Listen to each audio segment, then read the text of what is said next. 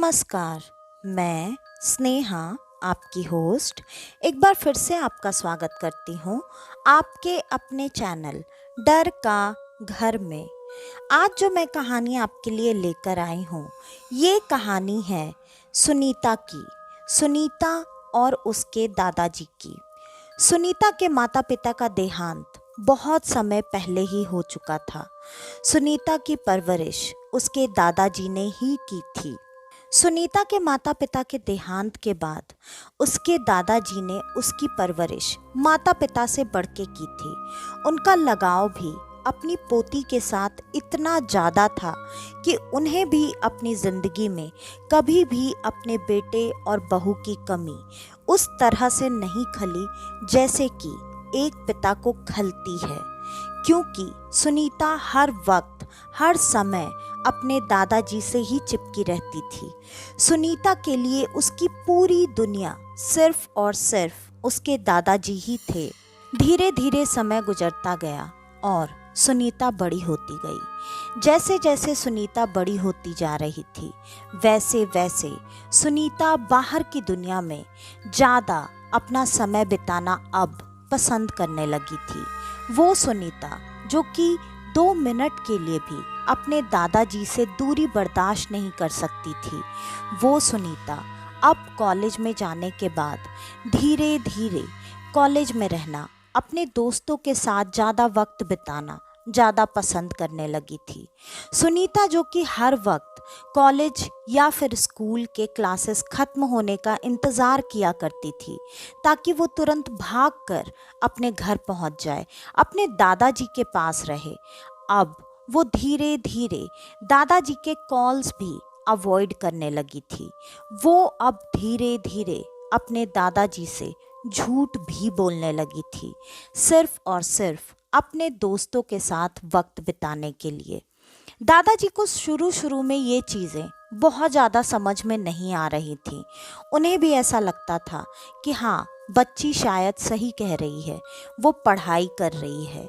लेकिन उनको आस पड़ोस के लोगों से धीरे धीरे ये बातें सुनने में आने लगी कि उनकी बच्ची अब क्लासेस भी बंक करके इधर उधर घूमती फिरती रहती है। एक बार दादाजी ने सुनीता से इस बारे में बात करने की कोशिश की, लेकिन सुनीता ने साफ साफ इनकार कर दिया।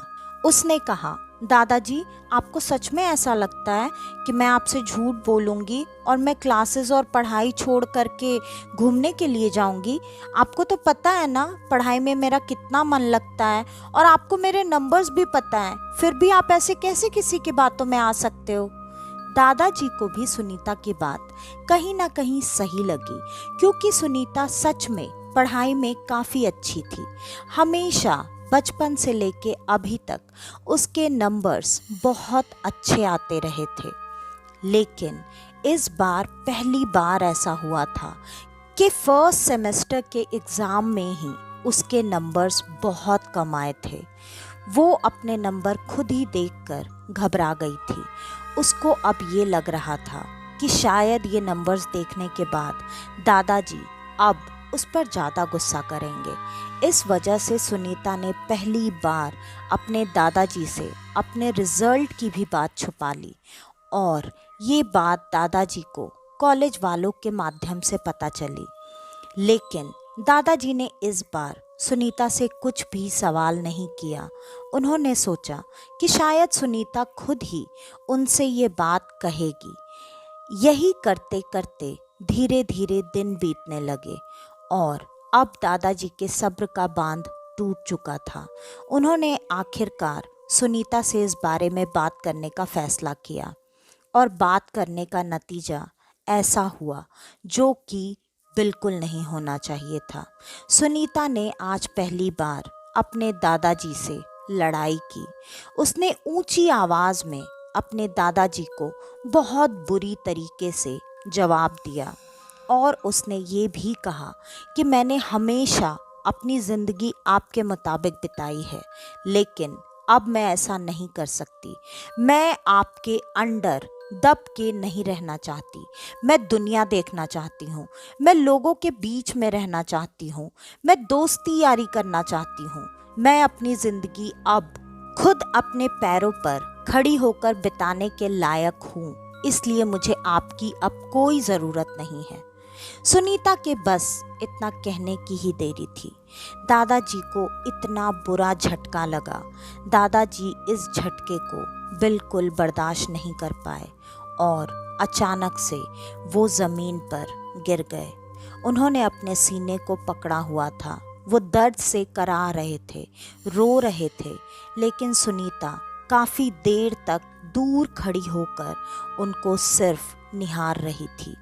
और आखिरकार दादाजी के मदद मांगने के बाद सुनीता उठी और उठकर अपने दादाजी के पास गई। वो जैसे तैसे पड़ोसियों के मदद से दादाजी को हॉस्पिटल लेकर गई और दादाजी हमेशा जब तक उनकी आंखें खुली थीं तब तक वो सुनीता को ही एकटक नज़र से देख रहे थे, ऐसे जैसे कि वो कहना चाहते हों, बेटी मेरे प्यार में किस चीज़ की कमी रह गई कि तुमने मेरे प्यार को इस तरीके से ठुकराते हुए और मुझे ऐसे जवाब दिया। उनके लिए ये सदमा बहुत बड़ा था। वो इस चीज़ को हज़म नहीं कर पाए और हॉस्पिटल में डॉक्टरों के इलाज पाने के बावजूद भी उनकी मृत्यु हो गई। दादाजी ने अपने मरने के पहले ही सुनीता के नाम सारी चीज़ें कर दी थी। वहाँ पर पैसे की, प्रॉपर्टी की, किसी भी चीज़ की कोई कमी नहीं थी और सुनीता को अचानक ये सारी चीज़ें मिल चुकी थीं, जिसके बाद सुनीता को थोड़ा बुरा तो लग रहा था, लेकिन अचानक से सारी चीज़ों का कंट्रोल अपने हाथ में पाकर सुनीता का दिमाग और ज़्यादा खराब हो चुका था।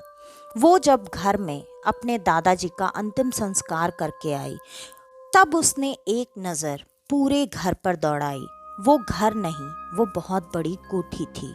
उस पूरे कोठी में दादाजी और सुनीता की तस्वीरें चारों तरफ लगी हुई थी। हर तस्वीर में वो दादाजी के बहुत करीब थी और अब पता नहीं क्यों उसे इन चीज़ों से या तो तकलीफ़ हो रही थी या शायद डर लग रहा था, या फिर उसने जो गलत किया शायद उसका एहसास हो रहा था। इसके वजह से सुनीता ने तुरंत दीवारों से सारी तस्वीरें उतारना शुरू कर दिया और थोड़ी ही देर में सारी तस्वीरों को इकट्ठा करके उसने ले जाकर स्टोर रूम में रख दिया। सुनीता शुरू में अपनी एक दोस्त से हमेशा दादाजी के बारे में बातें किया करती थी, जब तक कि उस पर बाहर के दोस्तों का रंग नहीं चढ़ा था। वो दोस्त उसकी बहुत करीबी और सच्ची दोस्त थी। दादाजी के मृत्यु की खबर सुनकर वो दोस्त सुनीता के पास आ चुकी थी। वो पहले भी सुनीता के घर पर आई हुई थी, इसलिए उसे पता था कि सुनीता के घर में चारों तरफ उसकी और दादाजी की तस्वीरें थी। जब वो घर पर आई और उसने दीवारों की तरफ नज़र किया तो उसे ये काफ़ी अजीब लगा कि वहाँ से सारी तस्वीरें गायब थीं, उसकी और दादाजी की। लेकिन उसने इस वक्त पर अपनी दोस्त से कुछ भी पूछना सही नहीं समझा, क्योंकि उसे तो ऐसा लग रहा था कि उसकी दोस्त बहुत सदमे में होगी। शायद इसलिए उसने ऐसा किया। वो अपनी दोस्त को दिलासा देने की कोशिश करने लगी और वो आज रात के लिए वहीं उसके साथ उसी घर पर रुक गई थी। सुनीता का व्यवहार उसे काफ़ी अजीब और बदला हुआ लग रहा था, लेकिन उसने यही सोचा कि शायद वो अभी परेशान है और दोनों रात में काफ़ी देर तक एक दूसरे के साथ बैठे बैठे एक दूसरे का मन बहलाते हुए वहीं हॉल में ही सोफे पर सो गए। और अचानक से रात में अजीब अजीब सी कोठी में आवाज़ें आने लगीं, जो आवाज़ें सुनकर पहले सुनीता की दोस्त की आँख खुली। जब उसकी आँख खुली तो उसे ऐसा लगा जैसे दादाजी के कमरे में कोई है और वहाँ पर जैसे वो हमेशा अपने रॉकिंग चेयर पर बैठा करते थे वैसे ही बैठकर उस चेयर पर झूल रहे हों। ये चीज़ उसे समझ में आते ही अजीब सा डर लगने लगा।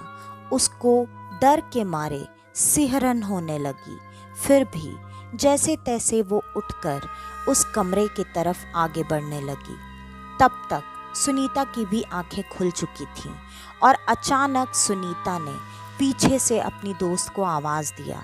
सुनीता के आवाज़ देते ही उसकी दोस्त इतना ज़्यादा डर चुकी थी कि वो बहुत बुरी तरीके से चीखी और पलट गई।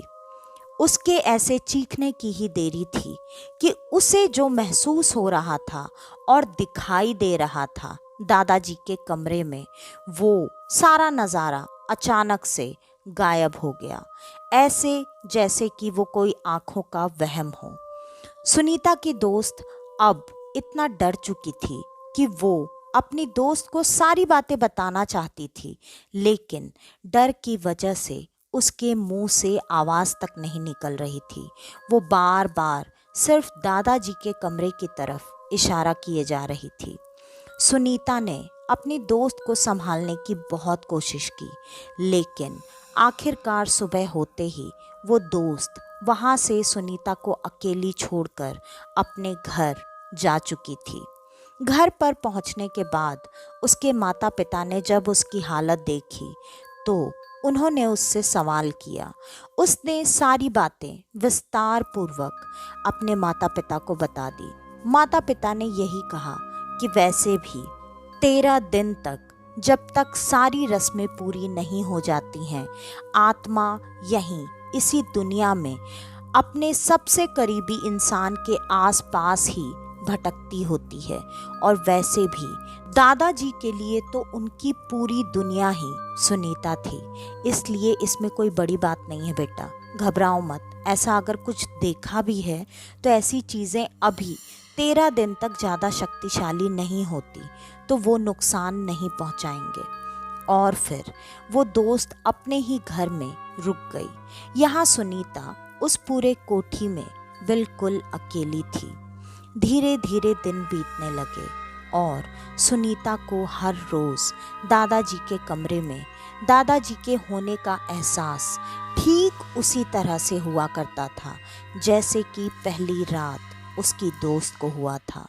हर बार सुनीता को ऐसा लगता जैसे दादाजी वहीं उसी कोठी में उसके साथ हैं और वो उसे दूर खड़े होकर एक अजीब से नज़रों से घूर रहे हैं, उससे कुछ पूछना चाहते हैं। लेकिन सुनीता ये एहसास होते ही बार बार डर कर उस जगह से खुद को हटा लिया करती थी या फिर आंखें बंद कर लिया करती थी। आज रात 3 दिनों के बाद आखिरकार सुनीता को नींद आई और जब सुनीता सोई तो उसने अपने दादाजी को अपने सपने में साफ साफ देखा और दादाजी वहीं उसी कुर्सी पर बैठकर लगातार रोए जा रहे थे। सुनीता धीरे धीरे कदमों से उनकी तरफ बढ़ती जा रही थी और जब वो उनके पास पहुंची और उसने पीछे से दादाजी के कंधे पर हाथ रखा, दादाजी अचानक पलटे और उस वक्त दादाजी का चेहरा इतना भयानक था जो चेहरा देखकर फिर से सुनीता की आंख खुल गई। सुनीता अब इतना घबरा चुकी थी कि उसे दादाजी बार बार ऐसे क्यों दिख रहे हैं, वो आखिर कहना क्या चाहते हैं। सुनीता अब इतना ज़्यादा परेशान हो चुकी थी कि वो उस घर में भी रहने को तैयार नहीं थी। लेकिन जब ये बात उसने अपने 2-3 दोस्तों के साथ की तो उन दोस्तों ने यही बताया कि अगर सच में तुम्हें ऐसा लग रहा है तो एक बार उन पंडित जी से बात करके देखो जो तुम्हारे दादाजी की सारी अंतिम क्रियाविधि करवा रहे हैं। और सुनीता ने यही किया। वो उन पंडित जी के पास पहुंच गई और पंडित जी के पास पहुंचते ही सुनीता ने पहली रात से लेकर अब तक की सारी बातें पंडित जी को विस्तार पूर्वक बता दी। पंडित जी ने जैसे ही सारी बातें सुनी, पंडित जी को ये समझते देर नहीं लगी कि इतनी क्रियाविधि होने के बाद भी दादाजी की आत्मा शायद कुछ और चाहती है, जिसके वजह से उनकी आत्मा लगातार यहीं इसी घर में बंधी हुई है या फिर फंसी हुई है। पंडित जी ने ये सारी बातें सुनने के बाद सुनीता को वापस घर जाने के लिए कहा और कहा कि वो कल सुबह वहाँ उस कोठी में आकर एक विशेष पूजा करेंगे, जिससे अगर तुम्हारे दादाजी की कोई अंतिम इच्छा बाकी रह गई है तो वो हम पूरी करेंगे, ताकि जिससे उनके लिए उनके मुक्ति का मार्ग खुल सके। और ये बात सुनने के बाद सुनीता जैसे तैसे हिम्मत करके वापस अपने घर में आ चुकी थी। सुनीता ने ये बात अभी तक किसी को नहीं बताई थी, लेकिन सुनीता उस कोठी को बेचने की कोशिश भी कर रही थी, क्योंकि उसे उस कोठी में नहीं रहना था। और यही बात थी शायद जो दादाजी को परेशान कर रही थी। पिछली रात के हादसे के बाद सुनीता अब इतना ज़्यादा डर चुकी थी कि वो डर से अपनी आंखें तक बंद करने की हिम्मत नहीं जुटा पा रही थी। फिर भी वो लड़की जो पिछले कई रातों से सोई ही नहीं थी, वो कितनी देर खुद को वैसे ही जगा हुआ रख सकती थी। आखिरकार बैठे बैठे उसकी आंखें कब लग गईं उसे ये पता ही नहीं चला। और तभी उसे ऐसा महसूस हुआ जैसे दादाजी वहीं उसके सामने वाले सोफे पर आकर बैठे हुए हैं, और दादाजी का चेहरा अभी भी वैसा ही भयानक डरावना लग रहा है। दादाजी एक अजीब सी डराने वाली नज़रों से अपनी उस प्यारी बेटी को लगातार घूरे जा रहे थे, ऐसे जैसे कि अब बस वो उसकी जान ले ही लेंगे। और सुनीता चाह कर भी अपनी आंखें खोल नहीं पा रही थी। दादाजी ने सुनीता से बार बार एक ही बात दोहराना शुरू किया, तुमने ऐसा क्यों किया, तुमने ऐसा क्यों किया, तुमने ऐसा क्यों किया। और इस चीज़ को लगातार सुनते सुनते सुनीता सपने में ही पसीने में पूरी तरह से लथपथ हो चुकी थी। और कई बार ये बात दोहराने के बाद दादाजी बहुत तेजी के साथ उठकर उस सोफे तक आए जहाँ पर सुनीता बैठी हुई थी, और उसके नज़दीक आते ही अचानक धुएं की तरह वो उसकी आंखों के सामने से गायब हो चुके थे। अब सुनीता की आंखें खुल चुकी थीं। सुनीता इतना ज़्यादा डर चुकी थी कि वो भागकर उस कोठी के बाहर निकल जाना चाहती थी, लेकिन सुनीता पूरे कोठी में लगातार घूम रही थी, चिल्ला रही थी, मदद के लिए पुकार रही थी, लेकिन किसी को भी सुनीता की आवाज़ सुनाई नहीं दे रही थी। वो बार बार अपने दादाजी से अब गिड़गिड़ाकर अपने किए हुए कामों के लिए माफ़ी मांग रही थी, क्योंकि सुनीता को ये बात समझ में आ गई थी कि उसके दादाजी के साथ ऐसा क्या हुआ जिसके वजह से उनके प्राण चले गए, और उनकी अंतिम इच्छा क्या थी, वो किस चीज़ के वजह से अब एक भटकती हुई आत्मा बनकर उसी के आसपास घूम रहे हैं। सुनीता को अब अचानक से अपनी गलती का एहसास होने लगा। वो अब दुखी होने लगी। वो बार बार अपने दादाजी से माफ़ी मांगने की कोशिश कर रही थी, लेकिन बार बार अब खुली आंखों से भी उसे उसके दादाजी उसके सामने खड़े दिखाई दे रहे थे। हाँ, लेकिन उनका सामने दिखने वाला रूप पूरा नहीं था। वो धुएं की तरह पारदर्शी रूप में दिखाई दे रहे थे, लेकिन तब भी उनका चेहरा, उनकी आंखें सुनीता को साफ साफ दिखाई दे रही थी। अब उनकी आवाज़ भी सुनीता को साफ साफ सुनाई दे रही थी।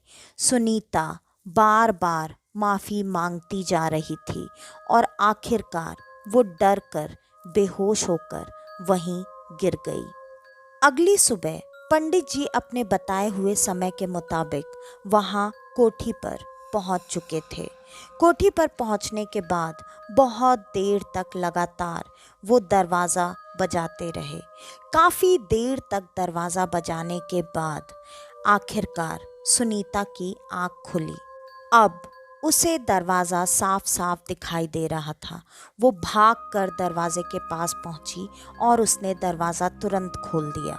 उसने सामने खड़े हुए पंडित जी को जैसे ही देखा, वो तुरंत उनके पैरों में गिरकर रोने लगी। पंडित जी ने उस बच्ची को उठाकर संभालते हुए उससे उसकी परेशानी का रीज़न जानने की कोशिश की। सुनीता ने रात में हुई सारी बातें पंडित जी को फिर से बताईं और पंडित जी ने ये सारी बातें सुनने के बाद यही कहा, बिटिया तुम बिल्कुल मत चिंता करो, हम वैसे भी यहाँ पर वही पूजा करने आए हैं जिससे हमें तुम्हारे दादाजी के आखिरी इच्छा के बारे में पता चल सके और उनके मुक्ति का मार्ग पता चले। तो तुम परेशान मत हो, ये पूजा खत्म होते ही सब कुछ बिल्कुल ठीक हो जाएगा। और थोड़ी ही देर में पंडित जी पूजा की तैयारी करके पूजा शुरू कर चुके थे। तब तक नहा धोकर सुनीता भी वहीं आकर सामने बैठ चुकी थी। पंडित जी ने पूजा करने से पहले सुनीता को वहां से हटकर दूर बैठने के लिए कहा और सुनीता ने वैसा ही किया। पंडित जी ने पूजा शुरू की।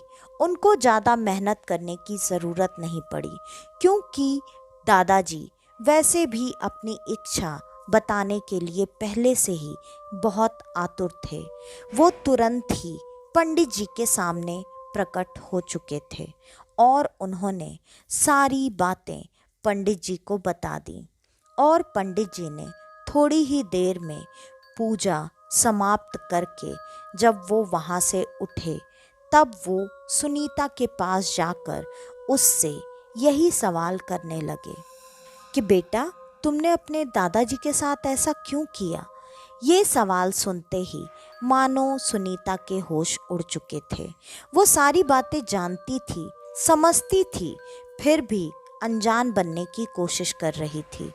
पंडित जी ने सारे सवाल जो कि दादाजी के थे, वो सारे सवाल सुनीता से एक एक करके पूछने शुरू कर दिए। सुनीता किसी भी सवाल का जवाब नहीं दे रही थी। वो बार बार बस हाथ जोड़कर पंडित जी से माफ़ी मांग रही थी और यही दोहराती जा रही थी कि मुझसे गलती हो गई, मुझे माफ़ कर दीजिए। दादाजी के प्यार को मैं समझ नहीं पाई और मैं मेरे दोस्तों के वजह से इतना ज़्यादा इन चीज़ों के पीछे अंधी हो गई कि मुझे लगा मुझे मेरे दादाजी बांध रहे हैं। मैं उनसे आज़ाद होना चाहती थी। मैंने ये कभी नहीं सोचा था कि मेरे दादाजी मुझे छोड़कर चले जाएंगे।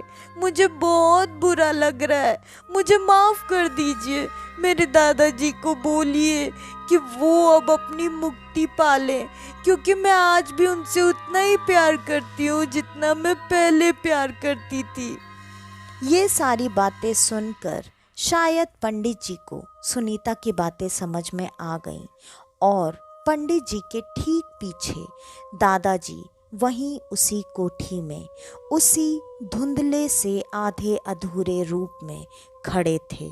सुनीता ने जब अपनी सारी बातें कहकर ख़त्म की, तब दादाजी का वो चेहरा जो कि एक भयानक रूप में दिखाई दे रहा था, वो चेहरा अब एक सौम्य रूप में सुनीता को नज़र आने लगा।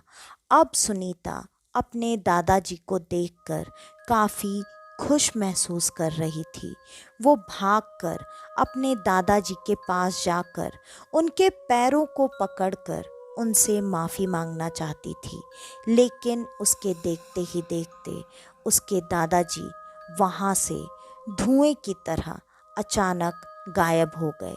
उसके बाद भी सुनीता के पछतावे के आंसू, उसका दुख खत्म होने का नाम नहीं ले रहा था। आज शायद सुनीता को सच में अपनी गलतियों का एहसास हुआ था और उसे इस बात का बहुत बुरा लग रहा था। उसने दिल से माफ़ी मांगी थी। जो बात, जो एहसास उसके दादाजी को हो गया था, शायद इस वजह से उनकी आत्मा वहाँ से जा चुकी थी। बाकी के दिनों में जो भी रस्में बाकी थीं, वो सारी रस्में पूरी कर दी गईं। सारी रस्में पूरी करने के बाद सुनीता कोठी में अचानक वैसे ही एक दिन सोई हुई थी, आराम कर रही थी। लेकिन अचानक से उसने ऐसा देखा कि कोठी के दीवारों पर वो सारी तस्वीरें टंगी हुई थीं, जो तस्वीरें कभी पहले वहाँ पर थीं, दादाजी की और उसकी तस्वीरें। सुनीता को आज इन चीज़ों को महसूस करते हुए डर नहीं लग रहा था। आज सुनीता उन तस्वीरों को वहाँ पर देखकर काफ़ी खुश महसूस कर रही थी और सुनीता बार बार अभी भी अपने दादाजी की तस्वीर को देखकर लगातार रोती जा रही थी, पछताती जा रही थी। लेकिन अब वो समय निकल चुका था कि उसके पछताने से कोई चीज़ बदल जाए या कोई चीज़ वापस आ जाए। सुनीता ने उस दिन के बाद से अपने दादाजी के समझाई हुई सारी चीज़ें वापस से करना शुरू कर दी। उसने हर उन बुरे दोस्तों का संगत छोड़ दिया जो कि सिर्फ और सिर्फ उसके पैसे के वजह से उसके दोस्त थे। और हाँ, एक चीज़ सुनीता के ज़िंदगी में हमेशा बनी रही। सुनीता अगर कभी भी किसी भी परेशानी में होती थी और वो कोई सलाह चाहती थी या कोई मदद चाहती थी, हमेशा उसे वो सलाह, उसे वो मदद किसी ना किसी तरीके से मिल जाया करती थी। कई बार वो सलाह उसके सपने में आकर उसके दादा उसे दे दिया करते थे और कई बार वो मदद किसी और के माध्यम से उस तक पहुंच जाया करती थी। सुनीता ने उसके बाद अपनी ज़िंदगी में कभी भी किसी बुरे या मतलबी लोगों से ना तो दोस्ती रखी और ना ही जान पहचान। उसकी वो दोस्त जो उसके साथ रहने के लिए उस रात आई थी, आज वो उसकी सबसे करीबी दोस्त थी, जो कि हर सुख दुख में सच में हमेशा उसका साथ निभाया करती थी, ठीक उसके दादाजी की तरह। तो आज की ये कहानी यहीं पर ख़त्म होती है। आपको हमारी आज की ये कहानी कैसी लगी, हमें कमेंट करके ज़रूर बताइएगा। और अगर आपको हमारी ये कहानियाँ पसंद आती हैं तो ज़्यादा से ज़्यादा हमारी इन कहानियों को शेयर करें। अगर आप हमारे इस चैनल पर आज पहली बार आए हैं तो हमारे इस चैनल को लाइक, शेयर और सब्सक्राइब करना बिल्कुल ना भूलें। और अगर आपके पास आपकी ऐसी कोई कहानी है तो डिस्क्रिप्शन में दिए ईमेल आईडी या इंस्टा आईडी पर आप हमें आपकी वो कहानी भेज सकते हैं। तो आज के लिए बस इतना ही। मैं स्नेहा, आपकी होस्ट, आज के लिए लेती हूँ अलविदा। वापस से आपसे मिलने आऊँगी और आप सबको लेकर जाऊँगी कुछ जाने अनजाने किस्से कहानियों के सफ़र पर, आपका अपना डर का घर में। तो तब तक के लिए नमस्कार।